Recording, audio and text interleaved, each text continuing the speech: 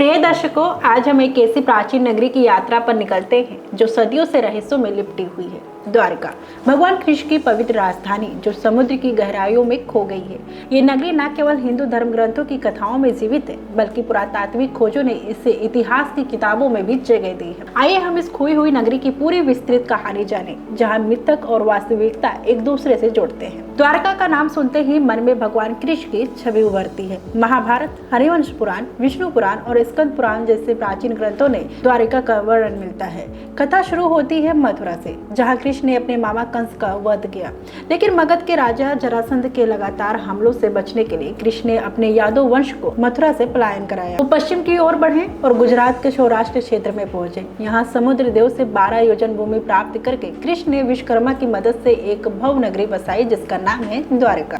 द्वारका का अर्थ है द्वार या द्वारों वाली नगरी। ग्रंथों में इसे स्वर्णिम महलों, चांदी के द्वारों, रत्नों से जड़ित इमारतों, उद्यानों, सरोवरों और एक विशाल सभा भवन सुधर्मा सभा से सजी हुई बताया गया है। ये नगरी आवासीय और व्यावसायिक क्षेत्रों में विभाजित थी, पुलों से मुख्य भूमि से जुड़ी हुई थी और एक प्रमुख बंदरगाह थी। कृष्ण ने यहाँ अपनी रानी रुक्मणी और अन्य रानियों के साथ राज किया। द्वारका यादवों की राजधानी बनी, जहाँ से कृष्ण ने महाभारत युद्ध में पांडवों की सहायता की। लेकिन कथा का दुखद अंत आता है कृष्ण की मृत्यु के साथ। महाभारत के अनुसार कृष्ण की मृत्यु के बाद यादव वंश में आंतरिक कलह बढ़ा।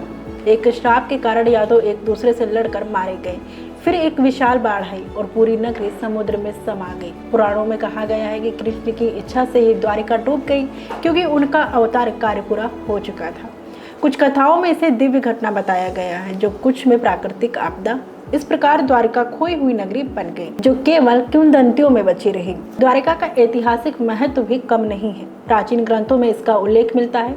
2वीं शताब्दी ईसा पूर्व की ग्रीक लेखक द्वारा लिखित पेरिप्लस ऑफ द एरिथ्रियन सी में बराका नामक स्थान का जिक्र है, जिसे द्वारका माना जाता है। इसी तरह टॉलमी की जियोग्राफी में बराकी द्वीप का वर्णन है, जो द्वारका से जुड़ा लगता है। 6ठी शताब्दी ईस्वी में मैत्रक वंश के मंत्री सिंधा आदित्य की एक ताम पट्टिका मिली, जिसमें द्वारका का उल्लेख है। 1473 में गुजरात के सुल्तान महमूद बेगड़ा ने द्वारका पर हमला किया और द्वारकाधीश मंदिर को नष्ट कर दिया, लेकिन बाद में इसे पुनर्निर्मित किया गया। 1857 की क्रांति के दौरान भी यहाँ संघर्ष हुए और मंदिर को क्षति पहुंची। 1861 में महाराजा खांडेराव और ब्रिटिशों ने मंदिर का जीर्णोद्धार किया और 1958 में बड़ौदा के गायकवाड़ महाराज ने इसमें स्वर्ण कलश लगवाया। आज भारत सरकार इसकी देखभाल करती है। अब बात पुरातात्विक खोजों की। 1963 में भारतीय पुरातत्व सर्वेक्षण ने द्वारका में खुदाई शुरू की। द्वारकाधीश मंदिर के पास खुदाई में 9वीं शताब्दी ईस्वी के विष्णु मंदिर मिला और नीचे 1ली शताब्दी ईसा पूर्व का एक बस्ती का प्रमाण। इससे भी गहराई में 2री शताब्दी ईसा पूर्व की बस्ती मिली, जो महाभारत काल से मेल खाती हो सकती है। लेकिन असली रहस्य समुद्र की गहराइयों में छिपा था। 1983 से 1990 तक SAI की समुद्र पुरातत्व इकाई ने अरब सागर में गोताखोरी की। आधुनिक द्वारका के तट से कुछ किलोमीटर दूर पानी के नीचे एक प्राचीन नगरी के अवशेष मिले। पत्थर की दीवारें, खंभे, सिंचाई प्रणाली और त्रिकोणीय पत्थर के लंगर।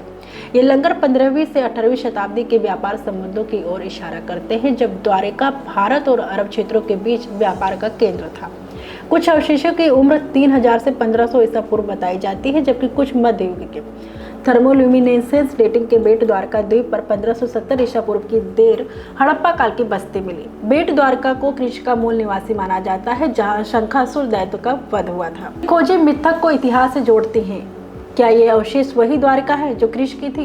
वैज्ञानिकों में बहस है। कुछ कहते हैं कि तटीय क्षरण के कारण प्राचीन बंदरगाह डूब गया, जबकि अन्य इसे प्राकृतिक आपदा से जोड़ते हैं। 2000 के दशक में और अधिक गोताखोरी हुई, जहां पत्थर के ब्लॉक और शहर की दीवारों की नींव मिली। हाल ही में 2025 में ASI की नई गोताखोरी परियोजना शुरू हुई, जो डूबी हुई दीवारों की खोज कर रही है। अगर ये प्रमाणित हो गए तो ये भारत के इतिहास के लिए बड़ा खुलासा होगा। द्वारका आज भी तीर्थ स्थल है। यहाँ द्वारकाधीश मंदिर, रुक्मणी देवी मंदिर और बेट द्वारकाद्वीप लाखों श्रद्धालुओं को आकर्षित करते हैं। ये 4 धामों में से एक है, जहाँ आदि शंकराचार्य ने मठ स्थापित किया। जैन और बौद्ध ग्रंथों में भी इसका उल्लेख है, जो इसे बहुधार्मिक महत्व देता है। दर्शकों, द्वारका की कहानी हमें बताती है कि मिथक कभी कभी सच्चाई का रूप ले लेते हैं। ये नगरी न केवल कृष्ण की विरासत है, बल्कि भारत की प्राचीन सभ्यता का प्रमाण भी। समुद्र की लहरें आज भी इसके रहस्यों को छुपाए हुए हैं, लेकिन खोज जारी है। क्या हम कभी पूरी द्वारका को फिर से खोज पाएंगे? ये समय बताएगा। धन्यवाद।